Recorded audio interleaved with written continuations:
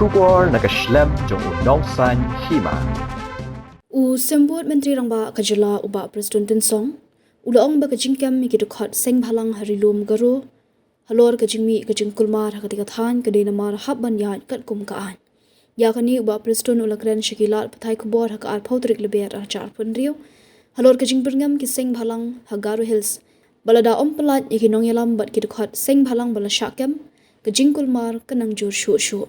Uba Preston Ulaong Lada Ki Birngam Ban Beteng Kajingpun Kulmar Kadei Hakanu Kanong Rim, Haba Ngikem Ngile Chart Sheet, Kabamut Kadon Kaan Bat Karukom Le, Ban Laj Ru Kadon Karukom Le, Hakabalada Ki Let Limba Kakut Kila Ru Ban Yo Jamin, Kumta Ulaong Bakin Yat Bet Karkum Kaan.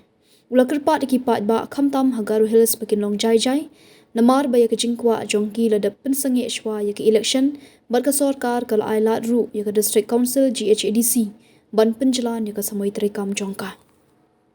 Kanyai, namar ba pinsu ong pelat lada mentakidon ki illegalities ke pila.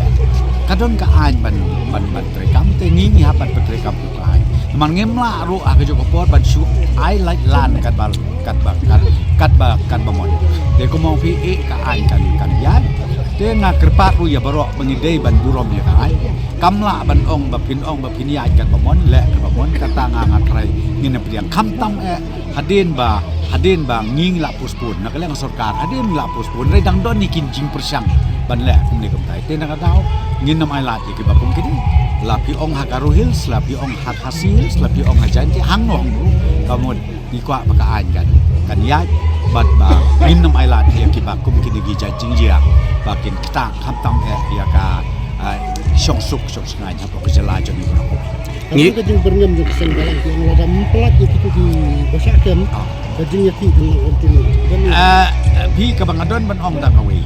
Kolong ba lada ke lada pi ong ba pin continue on what basis. Namang nga ong pi habang ngi kem di charge. Habang ile charge ka bangun kadon ka an ke prosedur. Ban light ru kadon ke prosedur. Hakaba ultimately digilid ng baka kut laban yo iya kanika